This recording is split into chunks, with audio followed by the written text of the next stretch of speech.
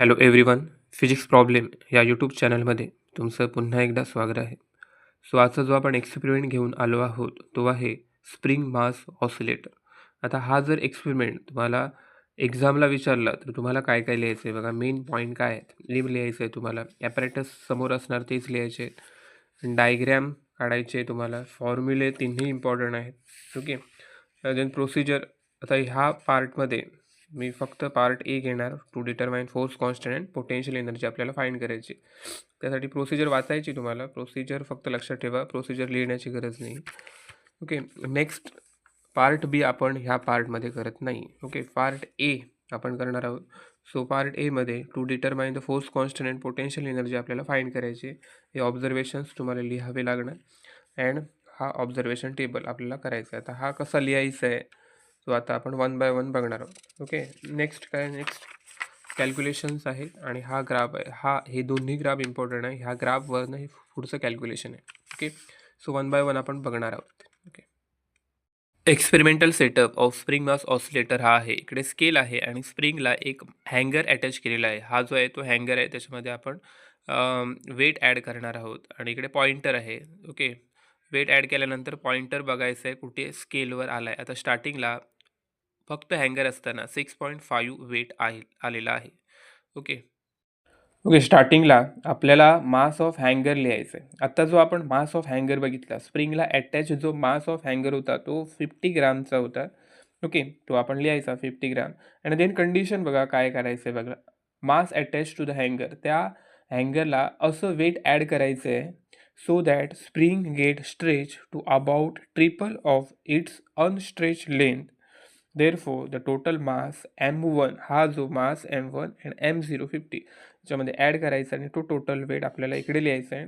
आणि हेच जे वेट आहे ते आपल्याला ऑब्झर्वेशनमध्ये लिहायचं आहे, ऑब्झर्वेशन टेबलमध्ये. ओके. सो स्टार्टिंगला काय म्हटलं आहे बघा, M1 असं वेट ज्याच्यामध्ये आता तो स्केल जो होता ज्यावेळी आपण पॉइंटर बघितलेला, ज्यावेळी वेट ॲड केले नव्हते त्यावेळी स्केल जो होता तो 6.5वर होता. ओके. तो 6.5च्या ट्रिपल स्केल आली पाहिजे एवढं वेट आपल्याला टाकायचं आहे. सो 6.5 इंटू 3 जर केला तर आपल्याला 19.5 मिळतो आहे. सो 19.5 आयदर 19.5 असायला हवा किंवा 19.5च्या वर म्हणजे 21च्या आसपास तो आला पाहिजे, कारण 50 ग्रामचा वेट आहे. ॲक्युरेट तो येणार नाही. सो 50 ग्राम किती वेट ॲड केल्यानंतर तो 19.5 किंवा 19.5च्या वर आला पाहिजे, तरच आपल्याला तो ट्रिपल जी आहे ती लेंथ आपल्याला मिळणार. सो टोटल वेट किती वेट ॲड केल्यानंतर आपल्याला त्या स्केलच्या ट्रिपल टाईम्स म्हणजे 3 टाईम्स आपल्याला लेंथ मिळते, तो आपल्याला इकडे लिहायचं आहे. ओके. आता आपण वेट ॲड केलं आहे बघा. 3 वेट्स ॲड केलेले आहेत. 50 ग्रामची 3 वेट ॲड केली आहे. त्यावेळी 21च्या पुढे गेल्या. सो 21.3. ओके. सो हे आपल्याला मिळतं आहे. ओके. मास अटॅच टू हँगर M1 किती ॲड केला आपण? 3 वेट्स ॲड केले 50ची. सो 150 ग्राम आपण ॲड केला आहे सो दॅट तो आता ट्रिपल वेट गेला आहे 21.3. म्हणजेच ॲक्युरेट आपल्याला मिळाला नाही. 19.5च्या वर मिळाला. सो 50 ग्राम आपण ॲड केल्यानंतर 3 वेट ॲड केल्यानंतर म्हणजेच 150 ग्राम असताना आपल्याला तो ट्रिपल लेंथ त्याची मिळाली.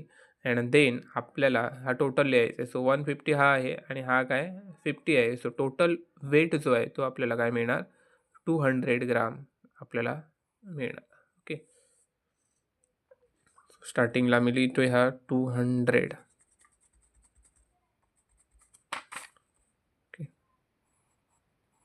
200 ग्राम आपल्याला मिळतोय. आणि त्यावेळी पॉइंटर बघा, the position of the pointer Wien the spring is stretched about triple of it's unstretched length as 0 किती आलेला पॉइंटर 21.3वर आलेला, तो आपल्याला लिहायचा आहे. हे तुमचं झालं ऑब्झर्वेशन्स. तर ऑब्झर्वेशन नंतर आपल्याला पहिल्यांदा कॅपिटल M लिहायचं. कॅपिटल M किती होता तुमचा 200. आता 200 लिहिल्यानंतर इकडे 150 लिहायचा. 50 मायनस करायचा आहे. नंतर काय होणार, इकडे 100 येईल. इकडे 50 मायनस केल्यानंतर 50 येणार 100. इकडे 200मधनं एक 50 ॲड करत जायचं आहे. सो हा काय होणार 250. Then 300 and 350. आता इकडे का लिहितोय, कारण एफ जो आहे small m minus capital m हे ॲज इट इज पहिल्यांदा दिलेला आहे. सो स्मॉल एम हा आहे तुमचा आणि कॅपिटल एम जो आहे तो हा आहे. आता हा जर मायनस केला 50 मायनस 200 150 येतो बघा, त्यामुळे हा पहिल्यांदा लिहायचा. ह्याच्यामधनं 50 मायनस करत इकडे जायचं आहे आणि ह्याच्यामधनं इकडे ॲड करत जायचं. सो इकडनं मायनस करायचं, इकडनं ॲड करायचं आहे, तरच आपल्याला ॲक्युरेट मिळणार. सो ह्यावेळी 200 असताना S0 किती आलेला, हाच आहे तुमचा S0 किती आहे 21.3 आहे. ओके, देन आपल्याला 250 टाकायचं आहे. 250 म्हणजे एक वेळ ॲड करायचं आहे. नंतर आपल्याला स्केल बघायचं, पॉइंटर कुठे येतो आहे. 300 टाकायचं म्हणजे अजून एक वेळ ॲड करायचं आहे. नंतर पॉइंटर कुठे आहे तो इकडे लिहायचा आहे. सो हेच आपल्याला फक्त पॉइंटरचं स्केल फक्त इकडे नोट डाऊन करायचं आहे. हे बाकीचं जे आहे ते आपण कॅल्क्युलेशन करू शकतो. S0 minus S, S0 minus S म्हणजे इकडचा जो स्केल आहे त्याला मायनस केला तर आपल्याला एक्सटेन्शन मिळणार आणि पोटेन्शियल एनर्जी नंतर सांगणार. ओके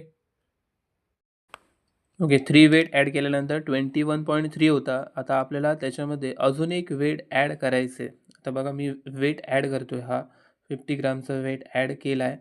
ओके, आता ॲड केल्यानंतर आपल्याला पॉइंटर कुठे येतो आहे बघा 26वर येतो बरोबर, तो आपल्याला लिहायचा आहे. ओके ओके आपण 50 ॲड केल्यानंतर आपल्याला काय मिळाला 26वर बरोबर मिळाला. नंतर अजून एक वेट ॲड करायचं आहे, नंतर अजून एक वेट ॲड करायचं आहे आणि नंतर ही जी वेट आहे ती कमी कमी करत जायचं आहे. 150 जिकडे आहे तिकडे यायचं आहे, नंतर हे स्केल लिहायचं आहे, नंतर 100वर यायचं आहे आणि 50वर यायचं. ओके, अशा पद्धतीने आपल्याला ॲस मिळतो आहे. ओके, आता ॲस मिळाल्यानंतर आपल्याला एक्सटेन्शन फाइंड करायचं. हा S0 आहे, हा S0 ह्या एसमधनं मायनस करायचं. S0 मायनस एस म्हणजे एक्स. सो 21.3 मायनस 6.5 हे आन्सर आलं आहे. देन 21.3 मायनस 11.5 9.8 मिळतो. अगेन इकडेच हा सांगतो मी 21.3 मायनस 21.3 हा 0 येणार. सो 21.3 मायनस 26 आपल्याला हा मायनसमध्ये मिळणार -4.7. अशा पद्धतीने S0 मायनस एस केला तर आपल्याला हे सगळं रिडिंग मिळतं आहे आणि पोटेन्शियल एनर्जी आपल्याला फाइंड करायची. त्यासाठी आपल्याला के हवा आहे. सो के फाइंड करण्यासाठी आपल्याला हा जो ग्राफ आहे तो पहिल्यांदा काढायचा आहे. ओके, स्टार्टिंगला आपल्याला हा ग्राफ काढायचा आहे. एफ वर्सेस एक्स दोघांची पण रीडिंग आपल्याकडे आहे, त्यानुसार आपल्याला हा ग्राफ काढायचा. तर रीडिंग बघा, पहिल्यांदा रीडिंग जो आहे ॲपचं रीडिंग बघा. एफ जो आहे तो 0पासून 150 प्लस 150 आणि मायनस 150 गेला आहे. ओके, आणि एक्सचा मॅक्झिमम रीडिंग 14.8 आहे आणि मिनिमम -14.1 आहे. ओके, त्या पद्धतीने लिमिट्स आपल्याला ठरवायचे. स्टार्टिंगला आपल्याला असं प्लस साईन घ्यायचं आहे, कारण आपल्याला पॉझिटिव्ह आणि निगेटिव्ह साईन पण हवी आहे. सो स्टार्टिंगला हा बघा एफ जो आहे तो 150पर्यंत गेला आहे. सो मी रीडिंग जे आहे ते 1 सेंटीमीटर इज इक्वल टू 25 घेतलं आहे. ओके, इकडे लिहिलं आहे बघा 1 centimetre is equal to 25 gram weight on y axis. Okay, y axis हा असतो आणि एक्स ॲक्सिसला काय घेतलं आहे बघा. एक्स ॲक्सिस कुठपर्यंत गेला आहे 14च्या पुढे गेला आहे. 14 पॉईंट समथिंग होता, 14.8 होता. ओके, 14.8 आहे. सो मी घेताना रीडिंग बघा 0 नंतर 2 घेतला आहे. So 1 centimetre is equal to 2 घेतला आहे. सो आपल्याला 16पर्यंत गेला आहे. सो 14 येऊ शकतो, हा पण -16पर्यंत गेला आहे.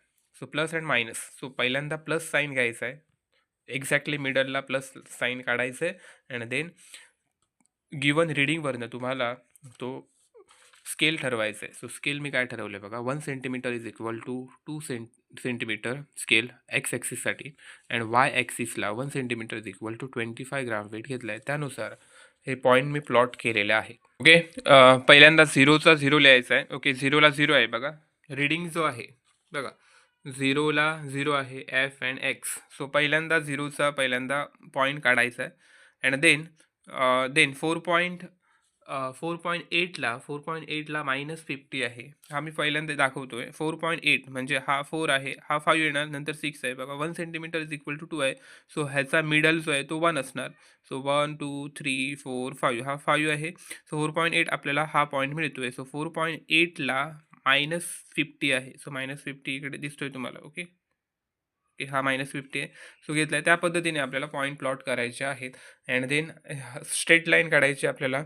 आणि स्ट्रेट लाईन काढल्यानंतर आपल्याला हा स्लोप काढायचा आहे लाईनवर अशा लाईन ओढायच्या आहेत आणि स्लोप काढायचा आहे. लाईनचा स्लोप माहीत आहे तुम्हाला x1 y1 x2 y2 काढायचा आहे. फॉर्म्युला जो असतो स्लोपचा फॉर्म्युला काय असतो आपल्याला माहिती आहे y2 minus y1 upon x2 minus x1. पहिल्यांदा पॉईंट प्लॉट करायचे. सो x1 y1 काय आहेत x2 y2 काय आहेत त्यानुसार आपल्याला स्लोप काढायचा आहे. ओके, स्लोपचं कॅल्क्युलेशन करताना y1 y2 x1 x2 पहिल्यांदा पॉईंट प्लॉट करायचे आणि देन आपल्याला ते पॉईंट टाकायचे. आता हा मायनस हा मायनसच येतोय, बट स्लोप घेताना हा पॉझिटिव्ह घ्यायचा आहे बिकॉज फोर्स कॉन्स्टंट हा ऑलवेज पॉझिटिव्ह असतो. सो पॉझिटिव्ह साईनच घ्यायचं इकडे, जरी निगेटिव्ह आला इकडे मॉड्युलस साईन असतो. सो हा पॉझिटिव्हच येणार. ओके, आपल्याला हे दोन्ही स्लोप लागणार in terms of gram weight per centimetre and in terms of dyne per centimetre. So हा जो स्लोप आहे तो आपल्याला पोटेन्शियल एनर्जीसाठी आपल्याला हा के घ्यायचा आहे. सो पोटेन्शियल एनर्जीचा फॉर्म्युला दिलेला आहे तुम्हाला 1/2 के एक्स स्क्वेअर. सो केची व्हॅल्यू 11.18 टाकायचा आणि एक्स जो आहे तो प्रत्येकासाठी वेगवेगळा आहे बघा. 14.8, 9.8, 4.8 हा एक्सची व्हॅल्यू इकडे टाकायची तुम्हाला प्रत्येकाची. मी टाकलेली आहे एक्सची व्हॅल्यू 0 पण टाकलं आहे. सो 0चा स्क्वेअर 0 देणार. सो 0 देणार. सो हा सगळ्या एक्सची व्हॅल्यू इकडे टाकली. 1/2 केची व्हॅल्यू 11.18 घेतला आहे आणि त्यानुसार आपल्याला हे रिडिंग्स मिळतात. हे कॅल्क्युलेशन पण इम्पॉर्टंट आहे, कॅल्क्युलेशन करायचं आहे. अँड देन आपल्याला पुढचा ग्राफ, हा जो ग्राफ आहे तो काढायचा आहे. नेचर बघा, एक्सचे रिडिंग सेम येणार, फक्त पोटेन्शियल एनर्जी कुठपर्यंत गेली ती बघा. कॅल्क्युलेशन केल्यानंतर आपल्याला पोटेन्शियल एनर्जी जो आहे तो हा मिळतोय. सो मॅक्झिमम 1224 आपल्याला मिळतोय. सो स्केल घेताना त्या पद्धतीने घ्यायचं आहे.